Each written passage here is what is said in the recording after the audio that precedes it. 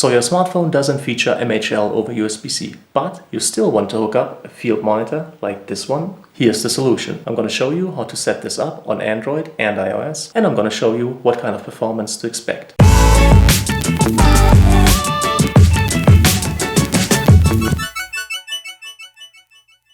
Now this is the original MHL over USB-C setup. If you're interested in that one, check out the video that I've linked in the top right hand corner. So let's unplug the cable, unplug the USB-C hub and the audio splitter cable, unplug the microphone and take the USB-C hub off.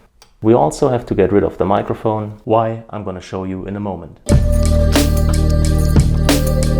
Let's start with the power bank. Of course, you're free in your choice, but I would definitely recommend getting one that has a flat surface because it is easier to install. Anything close to 5000 mAh will give you enough power to get you through the day. Also make sure it has a 5-volt output. Then we need tiny cable clamps like these with adhesive tape on their back for total. First one goes right here, opens this way. Second one is applied there, opens this way. Third one and the fourth one, both opening this way. Next up, an HDMI dongle like this one that comes with quite a bit of cable.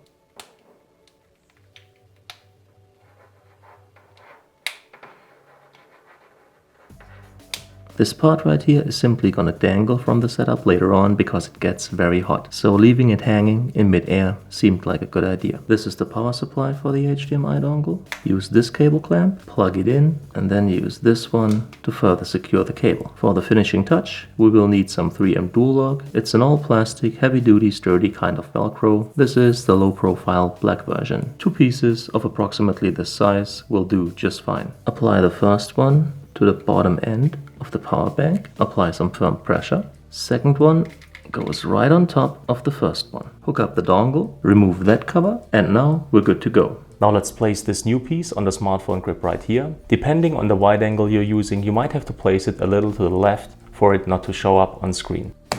And then the HDMI dongle plugs into our field monitor. And there we go. We have a signal.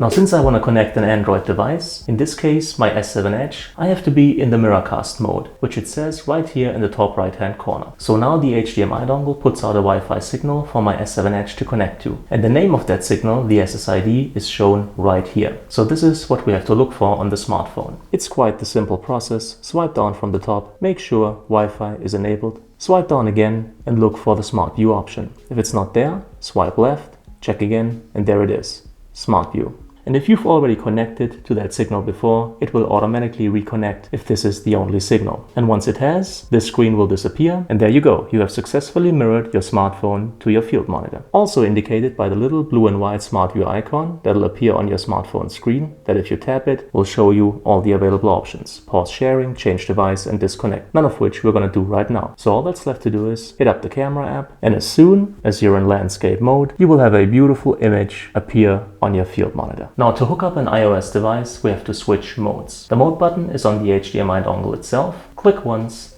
to switch from Miracast mode to AirPlay mode. Now you can use a QR code scanner to make the connection, or you can follow the steps I'm going to show you now. Go into settings, turn on Wi-Fi, and from the list of available signals, select the RKcast signal. Then once you're connected, exit, swipe up from the bottom, tap screen mirroring, and again select the RKcast signal. This is also where you can stop mirroring, which of course we're not going to do right now. So exit and hit up your favorite camera app. And as soon as you're in landscape mode, you will have a beautiful image appear on your field monitor screen.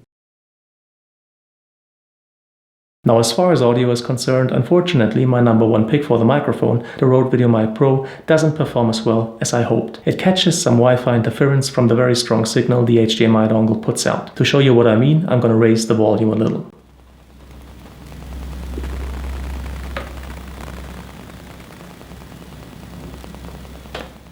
Bringing the volume back down, you now know what I was talking about. These fast little cracks and clicks on the audio track. It's actually not too bad, but it's not good as well. So I wanted to show you 2 alternatives. Now this is a very good budget option. This is the Techstar SGC598. Like the Rode VideoMic Pro before it, it comes with a 3-pole jack, whereas the smartphone needs a 4-pole jack. So you will have to use an adapter to hook this up. Like the Rode VideoMic Pro, it has a low-cut filter, not as good as the one in the Rode VideoMic Pro, but it's there. It also says plus 20 decibel pre-gain, which in reality actually is more like a 10 decibel pregain. What makes it worthwhile looking at though is that it has a completely metal casing. So in terms of Wi-Fi interference, it actually does much better than the far more expensive Rode VideoMic Pro.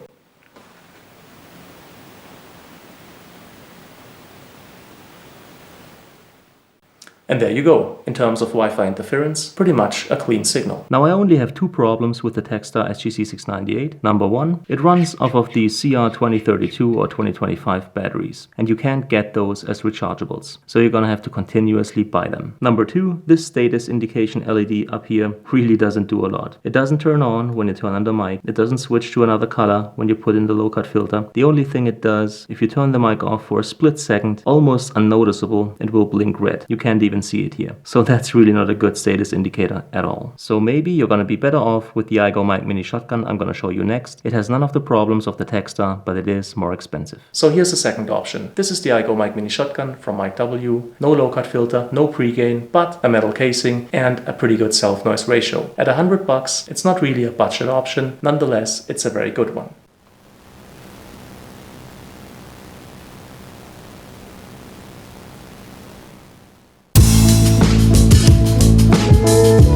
Up the Techstar to an Android device with this setup, you have two choices. Number one, EduTeach ETG003 right angle adapter, adapting a 3-pole jack to a 4-pole input. So the mic plugs in right here, and this end plugs into the phone. Option number two, an audio splitter cable, like for example the Sennheiser PCV05. This end plugs into the phone, and then you have two ends on the other side, one for the headphones and one for the microphone. So obviously the mic plugs into this end, and then the 4-pole end plugs into the phone. The audio splitter cable option usually allows for placing the ends of the adapter cable to the front of the device using a cable tie. Using the iGo Mic Mini Shotgun, because its cable is longer, you have three options. Number one, the EduTeach adapter. Number two, the audio splitter cable.